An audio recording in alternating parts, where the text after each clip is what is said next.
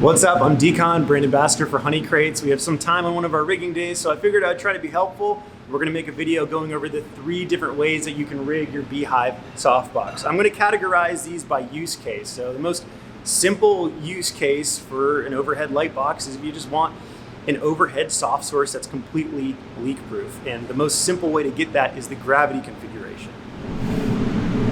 I've gone ahead and laid out the bare essentials to build the Beehive box in the gravity configuration.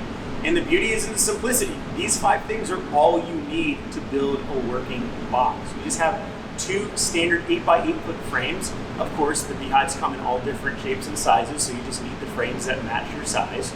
For this video, we will be demonstrating each of the configurations with square stock, but it is important to note that you can use speed rail, 1.5 inches, 1.25 inches, whatever your preference. Beehive will wrap around it. We have our light source. In our case, we're using a Source Maker blanket light. This is a bi-color LED soft source, and in my humble opinion, this is the best light for the job when it comes to Beehive. Then we have the actual Beehive panel itself, and then we have a diffusion rag. We're using cine cloth, but of course, up to your discretion on what diffusion you want to use. Over here, we have a bunch of rigging.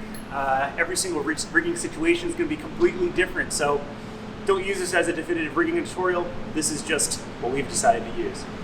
And then over here we have some optional Honeycrates accessories, but I can tell you that in my experience using the Beehive, these are tools you're going to 100% want to have on the truck. This is an 8x8 foot wraparound Honeycrate, and these are all 4 of the solid skirts, or the teasers.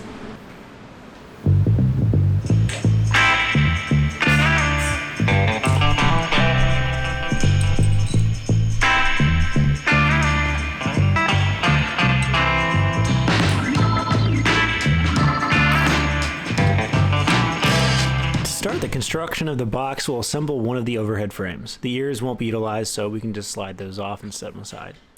Now, I use webbing loops in the corners to supply a solid spot for our carabiners to attach. If you have corners like these with the struts, it's always a good idea to wrap the webbing loop inside the strut so it doesn't have any opportunity to slide down the rail. Or same idea if you're tying rope directly to the frame. I'll bring the frame to a good working height and add the Source Maker blanket light. If you're using another light source, most likely you're going to have some extra hardware required to attach your light, but for us, we just have to tie it on. Now we can add the rest of the Beehive panels around the frame. Take note of the ends of your panel. One has Velcro on the white side where the other has it on the black side. We want to start with the one that has the Velcro on the black side. We've also found that the fastest and best way to keep it clean while you attach the Beehive panel is to have one person hold and unravel the panel as the other first ties the 4 corners. This will keep it in place and allow you both to go back and finish tying it up.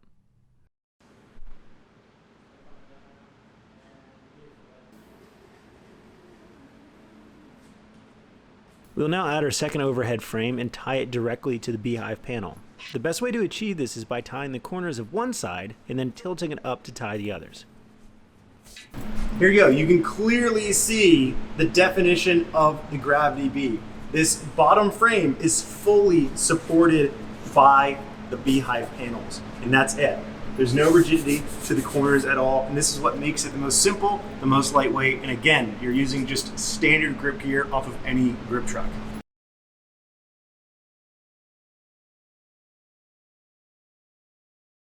Now we're going to start with some of the optional Honeycrates products, starting with the 8x Honeycrate.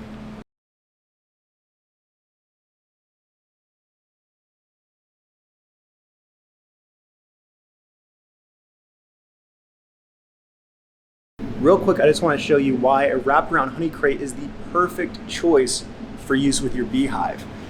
See, when you tie on your rag, no matter how tight you do it, you're always going to have this gap. And that gap is going to lead to light leak. Of course, the Beehive actually has this little skirt built in to make sure you don't have any light leak. But when it comes to where the rag is, there's always going to be a gap. That's why a wraparound Honeycrate is designed the way that it is. So if you're putting together a gear order for a Beehive, definitely make sure you get a wraparound, or if you're ordering one for your truck for a Beehive, that's the one to get. Now we're going to go ahead and install all 4 of the solid skirts using the integrated Velcro strapping. Adjusting the length of the skirts is actually just as easy as rolling them up thanks to these additional vertical Velcro strips.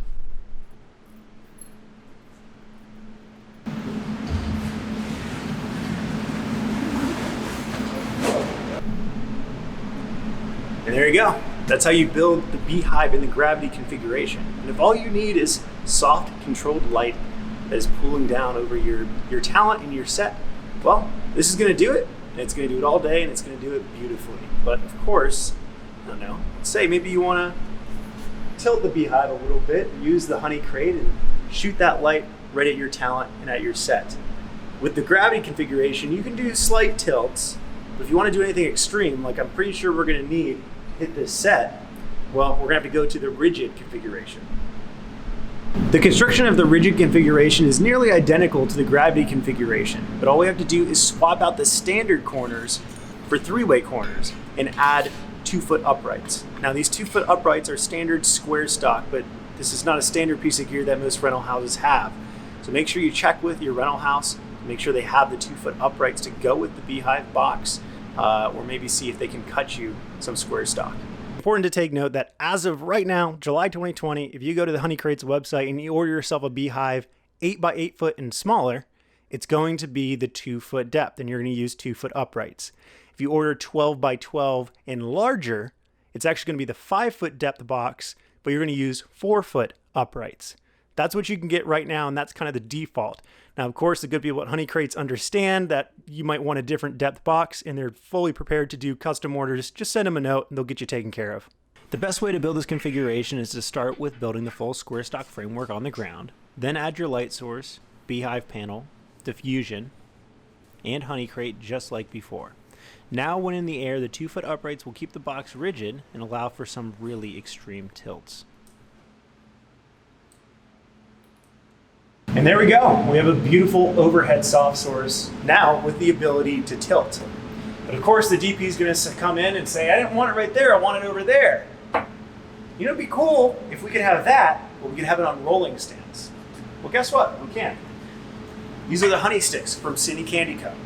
Now, this is just a pre-production version. The real version will look a lot cooler than this, but this bracket allows you to put any depth light box onto any 4-inch grip head. And that basically means you can put it on any rolling stand. So we can take this box and gain the ability to not only have the height and the tilt, but now we can roll it wherever we want. This is a big game changer for studio work. Construction of the Beehive with honey sticks is nearly identical to the rigid configuration, but with the added step of sliding on the honey sticks brackets. Once the box is built, balance between the two stands is very important for ease of tilting, much like a light on a yoke. The blanket light luckily supplies a very even weight distribution within the box, so we're able to just center up our honey sticks to find pretty good balance. If you're using other lights, you may have to play around a little bit to get the balance right. After that, it's as easy as adding your light source and Beehive panel. To lift the Beehive to stands, we found that it's best to lift from the honey sticks themselves and have only one person reach for a stand while the other one holds the box steady. Once the first side is landed, you can both work on landing the other side. Obviously, each additional crew member will make this process smoother and easier, but it is possible with 2 people. Now that it's in the air, you can complete tying and add the diffusion and Honeycrate.